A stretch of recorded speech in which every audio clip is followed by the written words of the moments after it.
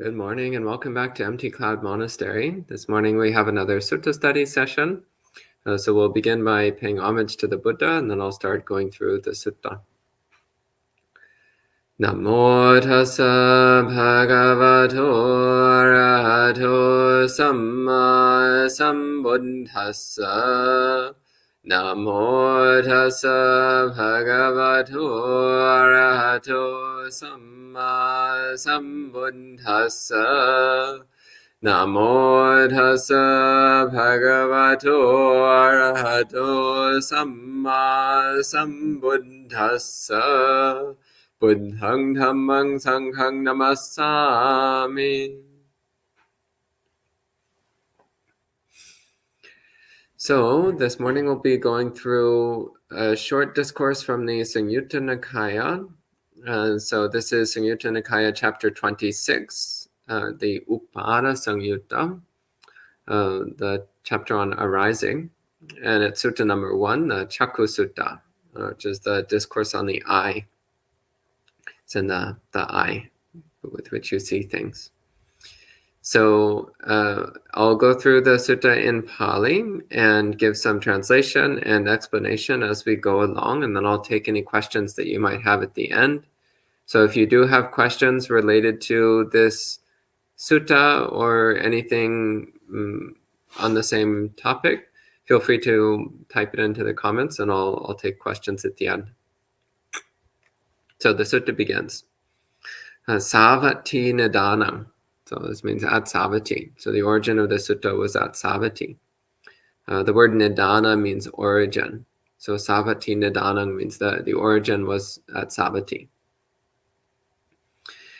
So in longer suttas, commonly it would give a whole statement of like, Ekang samayang bhagava savatiyang viharati. At one time the fortunate one was dwelling at Savati, and etc. But in very short suttas, often it will simply say Savati Nidanam, so at Savati, or the origin at Savati. So this is one of the many discourses at Savati. So most of the Buddhist teachings were given at Savati. Most of the ones that we have recorded anyway. So the Buddha says, Yoko bhikkhave cakkhusa upado tito abhinibbati patubhavo. So he's saying, monks, the arising of the eye. So he says, so yoko cakkhusa. So yo means what or which, and cakkhusa. So cakkhu means eye. The eye, the organ of sight, and cakkhusa means of the eye. So when of the eye there is upada, which means arising, titti, which means the persistence or continuation. Abhinibbati means the coming into being, or the manifestation. And patubhavo, which again has a similar meaning. So something coming into existence, coming into being. So patubhavo, so it comes from, the prefix is patu, which means visible. And then the word bhava, which means becoming or being or state of existence. So patubhava means becoming visible. So here he's saying, the arising, the continuance, the production, the manifestation of the eye. He says, dukkha se so upado. So dukkhasa eso upado. So he says, this is the arising of dukkha. Roganang titi. So roga is sickness or illness. So this is the continuance or persistence of sickness, of illness, of disease. And jara maranasa patubhavo. So this is the appearance or manifestation of jara and marana. Of jara means decay or decrepitude, the process of becoming old and decayed and decrepit. And marana, which means dying.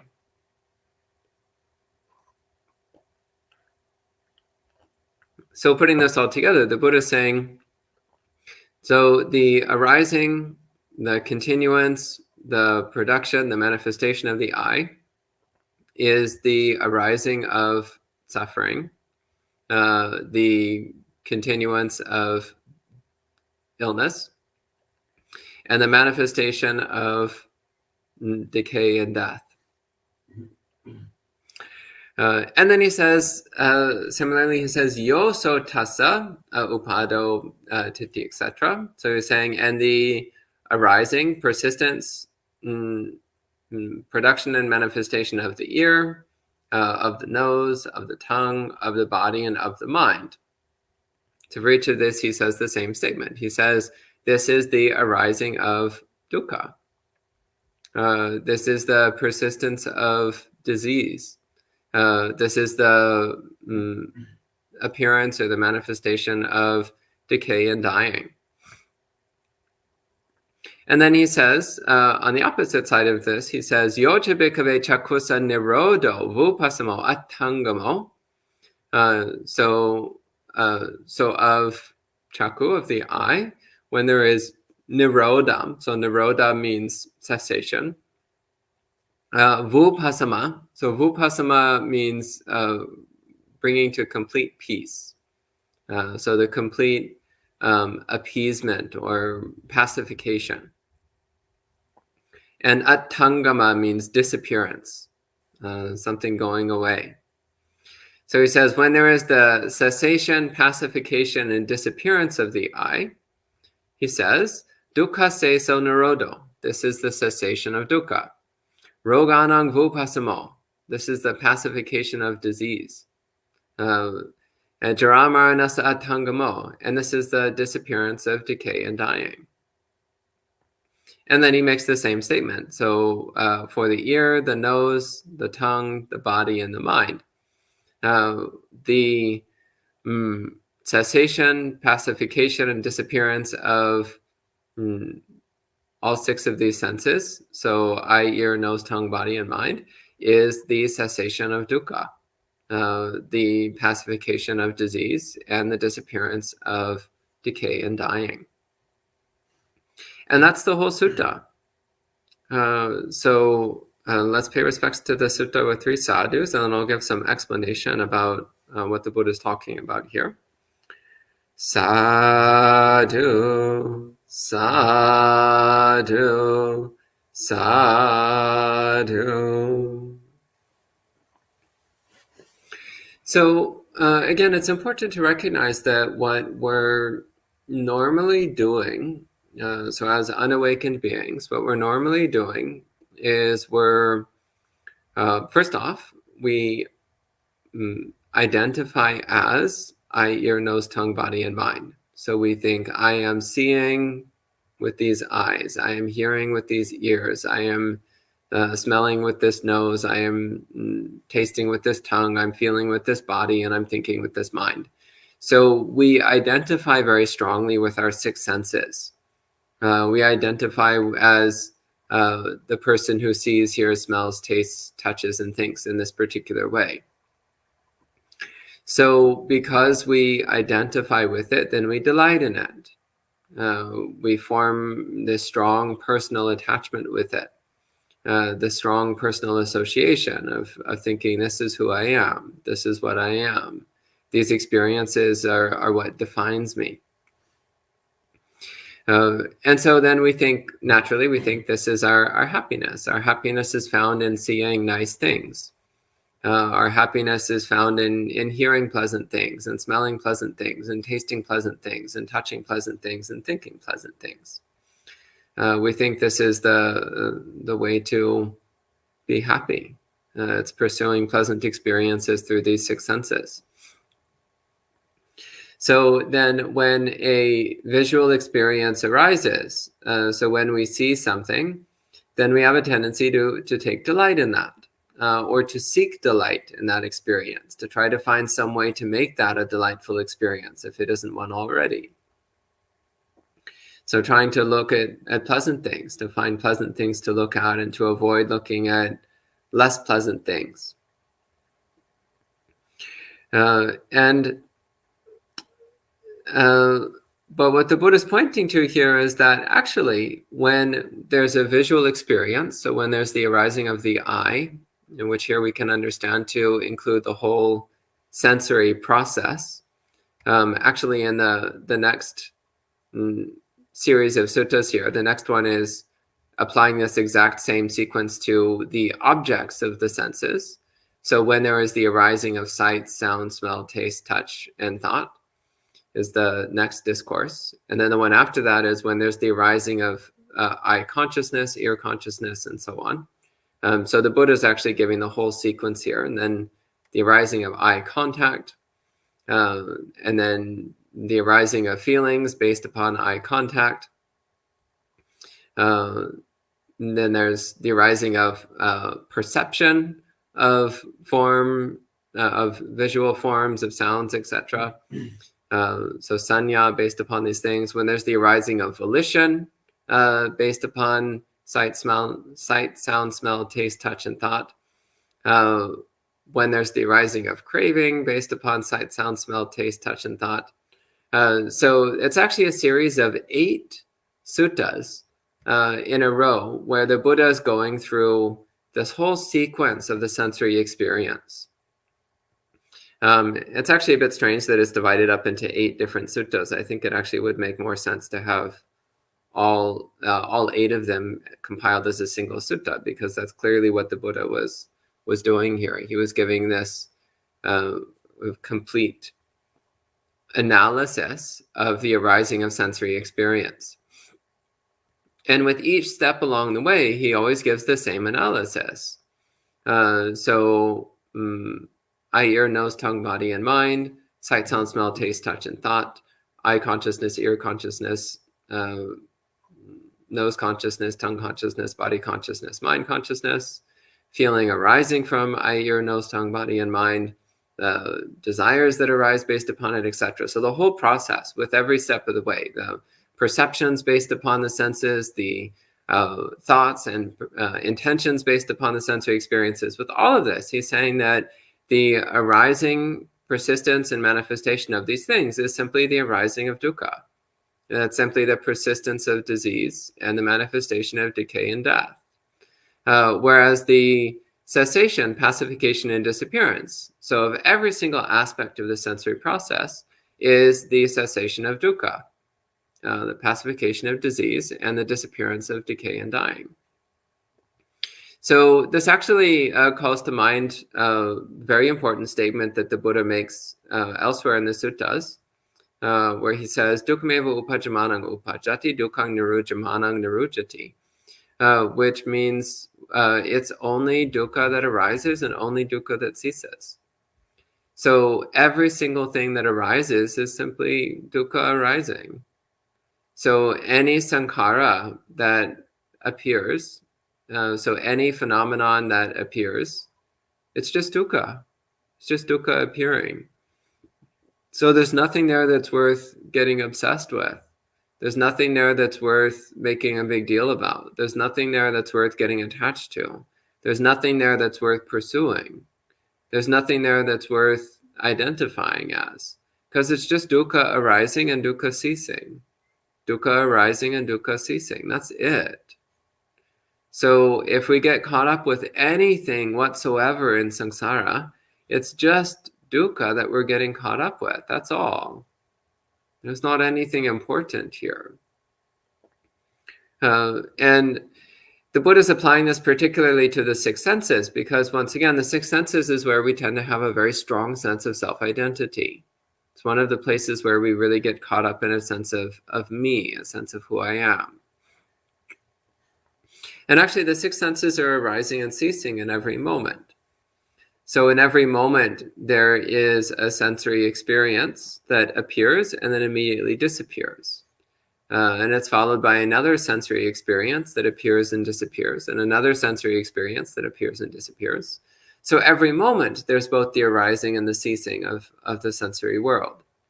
So sometimes when we talk about cessation, people think we're talking about nibbana, so attaining complete awakening. And that's one way of talking about cessations. That is a valid way of talking about it.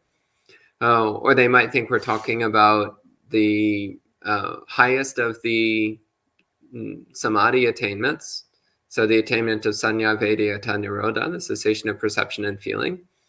And that's another example of cessation. So those are legitimate examples. So with the nibbana dhatu, for example, the nibbana dhatu, which we also call the asankata dhatu, the element of the unconditioned, the Buddha says that in the nibbana dhatu, all things cease. So nothing whatsoever can be found. No distinct object can be found in the nibbana dhatu. So you can't find an eye, ear, nose, tongue, body, or mind. You can't find a sight, sound, smell, taste, touch, or thought. You simply can't find these things in nibbana because there's no thing to be found. There's no objects to be found. Which is good news because, once again, as the Buddha is saying, the arising of eye, ear, nose, tongue, body, and mind is simply the arising of dukkha. It's just another way that we inflict torture on ourselves. It's just another way that we torment ourselves. So whenever we're having any sensory experience, it's just another form of self-torture. It's not. It doesn't really matter whether it's sitting in the suburbs of New Jersey, or whether it's hiking in the mountains, or whether it's doing whatever you want. It actually doesn't matter where you are in the world or what you're doing in the world. That experience is dukkha. And that experience of a self relating to an outside world, that experience is dukkha. That experience is inherently unsatisfying. It's inherently uncomfortable. Even the most pleasant and refined experiences in the world, the Buddha says, are still dukkha. They still have the dukkha of being mixed up with the stench of self-identity. They still have the dukkha of being mixed up with constant decay, impermanence, and unreliability of all phenomena. Actually, in one of the suttas, the Buddha says, just as even a small piece of excrement is still considered disgusting, he says even the most refined form of existence is undesirable. So it's all dukkha. Every single part of samsara, it's just dukkha. It's just this unsatisfying, uncomfortable, unpleasant mess. And the only way to become free of that dukkha is by attaining complete awakening. So discourses like this are meant to help us produce dispassion, to help us produce disenchantment, to help us start to let go of our attachment to any aspect of samsara, because every single aspect of samsara is simply dukkha. And any sensory experience that manifests, again, normally as soon as a sensory experience appears, we immediately become obsessed with it. So you're having a nice breakfast and you fixate on how pleasant it is. You're having a nice conversation and you fixate on the pleasantness of it. You're reading a nice book and you fixate on the pleasantness of it. This is what we're constantly doing. But this is a process of delusion because we're not acknowledging the inherent dukkha in that experience. And because we don't acknowledge the inherent dukkha, then we get caught up in desire and attachment. We get caught up in wanting more of the experience because we're not seeing it as dukkha. We get caught up in latching on to the experience because we don't recognize it as dukkha. We get caught up in identifying as a individual, a unique, special snowflake in relationship to that experience, because we don't recognize that it's all just dukkha. There's nothing here whatsoever that's worth clinging to. So one of my favorite quotes from the suttas, one of the Buddha's summaries of the Dhamma, the Buddha, one of the times when the Buddha was asked to summarize the Dhamma into a single sentence, one of the answers the Buddha gave was sabbang dhammang nalang abhinivesaya. Sabbang dhammang nalang abhinivesaya. 4 words. So that's the entirety of the Dhamma in 4 words. So sabbang, all. Dhamma, things. Nalang means not sufficient for or not worthy of. Abhinivesaya means dwelling on, or settling on, making your home in. So sabbang dhammang nalang abhinivesaya. So nothing is worth settling on. Nothing is worth dwelling on. Nothing is worth making your home. In other words, nothing is worth identifying as. So this literal meaning is nothing is worth dwelling on. But the deeper meaning is it's saying that no experience whatsoever that's possible to have in samsara, no experience whatsoever is worth making the seat of our self-identity. Nothing whatsoever is worth fixating on or obsessing with or attaching to. Nothing whatsoever is worth dwelling on. So this is what the Buddha is pointing to. He's trying to help us cultivate non-attachment, dispassion, disenchantment towards all the phenomena of samsara, because all of it, without exception, all of it is dukkha. So if we have desire for anything in samsara, we're just having desire for dukkha. If we're attached to anything in samsara, we're just attached to dukkha. If we identify as anything in samsara, we're just identifying as dukkha. So the Buddha is really encouraging us to drop these patterns of desire, attachment, and identification, because all it's doing is just keeping us constantly chained to suffering. So that's the end of this discourse. And I see there's a few questions, so I think we can go ahead and take some questions. So hello to all the people joining in online. So hello to Elaine, Gita, Julie, Bhumika, Manal, Morgana, Matthias, Sud, Jeff, Douglas, Yankee, Vivian, John, Usha, Melissa, Richard, Vidura, Jayanta, Sujata, Hermano, Ayasoma, welcome, Rick, and Siyong. Great, lots of people joining in, that's great. And we have a question here from Ayasoma, who's actually also in the monastery, somewhere else in the monastery. So Ayasoma says, can you explain if and how identification with sensory experience changes with stream entry? It's actually a very interesting question. So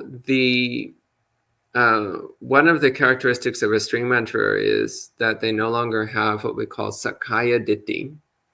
And so ditthi means the view or the perspective or the belief.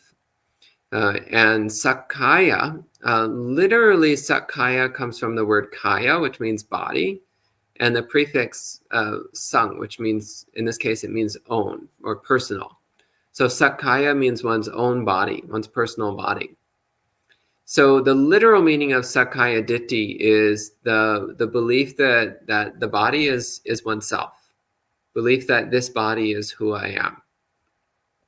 So a stream enterer has dropped sakkaya ditthi, so they no longer have the belief that this body is me. So this would mean, in this case, the senses. So eye, ear, nose, tongue, and body. So sight, sound, smell, taste, touch, and thought. There's no longer the belief, this is me, this is who I am. I am this eye, ear, nose, tongue, and body. I am this physical mass here. That belief is gone. But what does persist? Well, first off, there does persist desire for pleasant sensual experiences. So this remains in a stream enterer. It doesn't completely disappear until one is a non-returner. So there's still the recognition that although this body is not who I am, nonetheless, there are sensory experiences coming to whatever this being is. And by strategizing properly, we can get pleasant sensory experiences. So one of the images that the Buddha uses is he gives the image of laundry. How first you have dirty, filthy laundry. It smells bad. But then you wash the laundry, and although the laundry is technically clean, there's still this subtle stench, this very slight, unpleasant odor to it. And in order to get rid of that unpleasant odor, then you have to hang the laundry in a sweet-smelling room or store it in a sweet-smelling chest for a while until eventually that faint, unpleasant odor eventually dissipates completely. So he's saying then that washing the laundry is like stream entry. So stream entry is like washing away most of the stench of self from our experience. But there still persists this subtle stink, and you can't put it on anything in particular. So when the clothing is dirty, then you can clearly blame the dirtiness of the clothing for the stench. But once the clothing is clean, you can't actually point to anything in particular and say, oh, that stain is why the clothes smell bad, or that's why it smells bad. There doesn't actually seem to be anything specific. There's just this general unpleasant aroma that still hangs around the clothing. So in the same way, a stream enterer no longer has a specific identity with any specific aspect of the body and mind, but there's still this general thing of, well, clearly I exist and I am an individual, and I like certain experiences and I dislike other experiences. So there's a generalized sense of self, but no longer that specific identity with the senses. But that generalized sense of self also still recognizes that there's access to pleasure and pain through sensory experience. And therefore, there can still be the pursuing of sensual pleasure and the avoiding of pain. At least that's what comes to mind for me at the moment. And, oh, there's a lot of questions this morning. Okay. And Gita says, beautiful words of Dhamma wisdom. I'm glad you think so. Sometimes people are intimidated by suttas like this one. So I'm glad that I'm not the only one who finds them beautiful.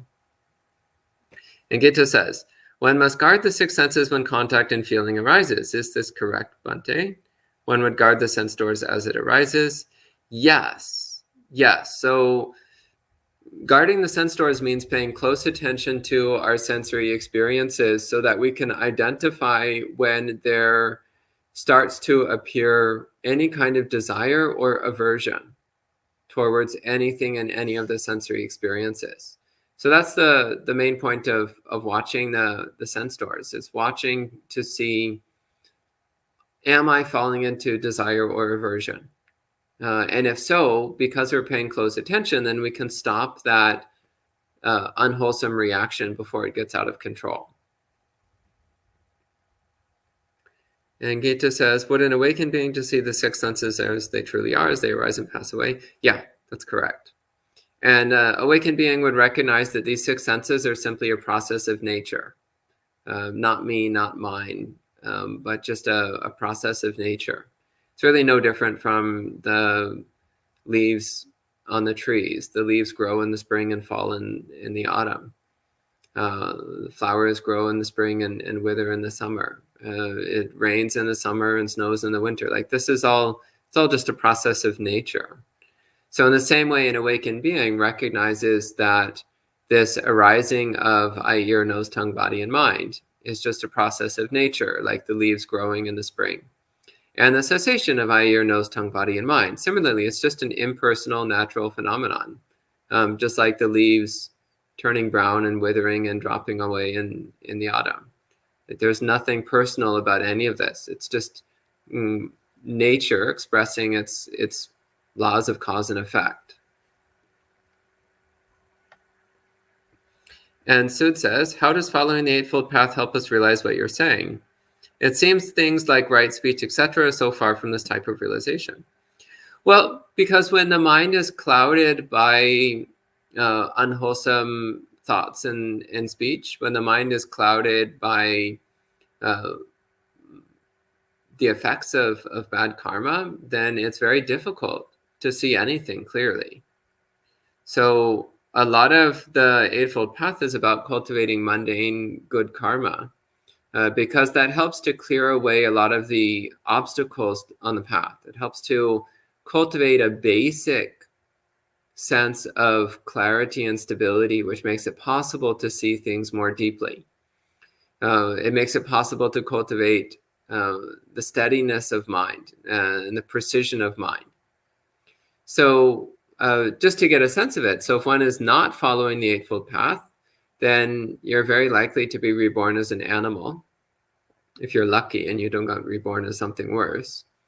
Well, just watch animals for a while, and you'll see that it's extraordinarily difficult for animals to practice Buddhism. It's extraordinarily difficult for them to do much of anything other than follow their instincts. So recognizing that to be reborn in any of the lower realms, it makes it extremely difficult to practice the path to awakening.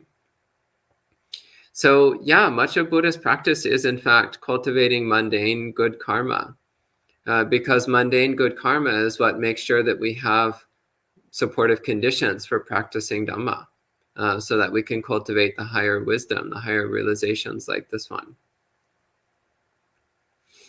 And also, cultivating the Eightfold Path also helps us to come to a deeper understanding of causality, a deeper understanding of how causes and conditions are the determining factors of experience. It helps us to understand the underlying process of cause and effect, which underlies all of reality, all of experience.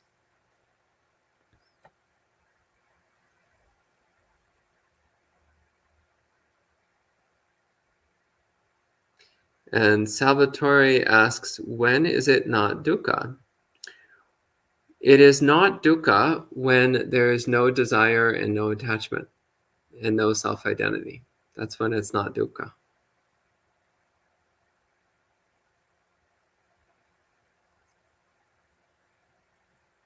And Julie says, having to make choices in lay life, I find myself naturally choosing something I enjoy over something I don't enjoy, which seems to keep me in a loop. I can see the clinging that can happen. I seek less and less overall. Any suttas that refer to this? Any ideas? There's actually lots and lots of suttas which talk about similar things. But actually what comes to mind for me is to, when selecting experiences, rather than always just focusing on what you enjoy or what you don't enjoy, instead ask yourself, what is wholesome? So what supports health of body and mind? What supports the cultivation of wholesome mind states? What supports the development of the spiritual path? And try to make choices which are along those lines. But also being realistic and accepting the fact that life is difficult, and of course we want to be spiritual all the time and only do spiritual things all the time. But realistically, what we're actually trying to do is just make sure we're improving over time. So it's usually a lot to expect complete spiritual perfection from ourselves immediately.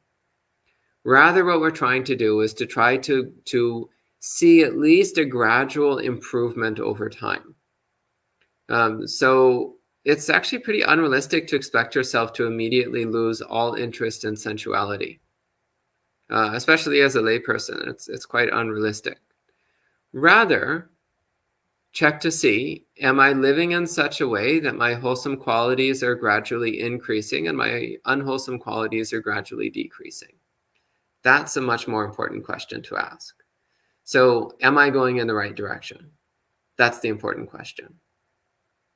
Not necessarily how swiftly am I going in the right direction, but am I going in the right direction? That's the most important question.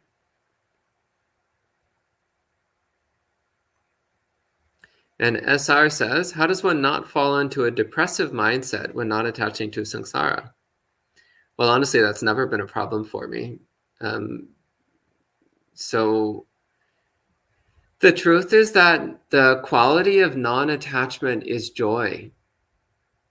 So when we're approaching it from an intellectual standpoint, then often what we're thinking is, oh, I'm going to lose all the pleasant things in my life. But actually, what we're doing is we're getting in touch with a much deeper, more profound, more pervasive, richer form of joy. So the quality of non-attachment is this vast, spacious, sparkling, warm, soothing bliss.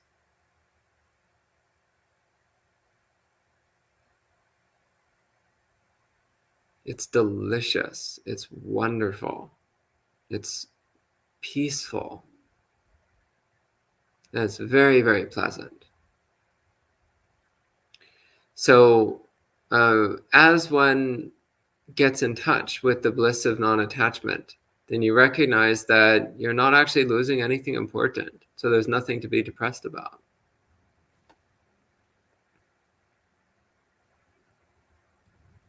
And Amaranta says, not self-identification with the six senses is not the same as the cessation of dukkha. Am I right? Self-identification with the six senses is not the same as the cessation of dukkha. Actually, if you don't identify with the six senses, then yeah, I mean, you'll most of your dukkha will vanish just like that. So then there would only persist at that point the subtle, non-specific sense of self, which persists in a non-returner. So it persists until one becomes fully awakened. But still, the vast majority of your dukkha will have disappeared. If you no longer identify as the six senses, then 99% of your dukkha will be completely gone. So that's actually really, really good. That's cutting off the vast majority of your dukkha. Actually, the Buddha, in one of the suttas on stream enterers, the Buddha picks up a little bit of dirt in his hand. And he asks the monks, like, which is more? The dirt, actually on his finger, to be exact. He says, which is more? The dirt on my finger or all the dirt in the entire planet Earth? And the monks say, well, of course, there's a lot more dirt in the earth than there is on your finger. Like way more. Like the difference is, it's almost not even worth comparing. And the Buddha says in the same way, the amount of dukkha that a stream enterer has left is like the dirt on my finger. And the amount of dukkha that they've relinquished is like all the dirt in the earth. So yeah, in other words, if you can drop identification with the six senses, then you're dropping off over 99% of your dukkha. So that's pretty good. There's just a little bit left. So I wouldn't be upset about that. I would just keep going. And Tanik says, I struggle with the fourth precept on false speech and not bad mouthing. If somebody is really no good, am I supposed to lie when asked about it? So this is quite off topic, so I'll give a very brief answer. If you want a more detailed answer, I recommend bringing it to Monk Chat tomorrow evening. But briefly speaking, the fourth precept is simply not lying. The precept on, there's no precept of not spreading malicious gossip, but that is an aspect of the Noble Eightfold Path. So if you're directly asked about somebody and you know that that person is an unwholesome person or a harmful person, well, again, if your intention is to spread malicious gossip, then you should be silent. But if that's not your intention, for example, if somebody is saying that, oh, I'm thinking of hiring such and such a person, but you know that that person is actually a thief and a cheat and a liar, and they're asking you what you think about that person. Well, it's actually perfectly fine for you to say, oh, that person is a thief, a cheat, and a liar. It's probably not good to hire them. That's not breaking any principle of dhamma. In fact, that can be an act of compassion towards the person who would otherwise hire an unwholesome employee, a harmful employee. And definitely you should never lie. You should never lie, but sometimes you also shouldn't speak. So the Buddha did also say that sometimes it's better to remain silent.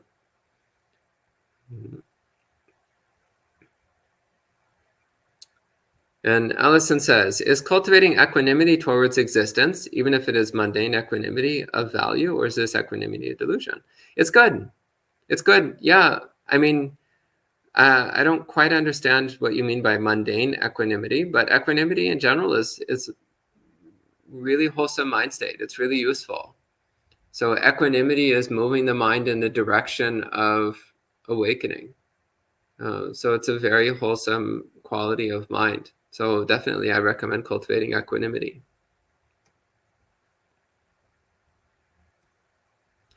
And Richard says, how can one tame the overstimulation of the six senses in a situation where the causes are involuntary and overwhelming? Don't try, just watch. Watch the overstimulation process. If you really can't do anything about it, then just watch the process unfolding as though you're watching a movie. So watch the overstimulation of the senses and watch what effect that has, and do your best to observe it impersonally, without taking it personally, without getting involved in it, without participating in it. Just observe. Like, oh, this is what happens when the senses are overstimulated. Of course, okay, naturally, cause and effect. But as long as you aren't participating in that, then it isn't you, and you aren't making any bad karma. That's the last of the questions online. Are there any questions from the residents? No. Okay, so we can go ahead and end it this time with 3 sadhus. Sadhu, sadhu, sadhu. And we'll see you next time.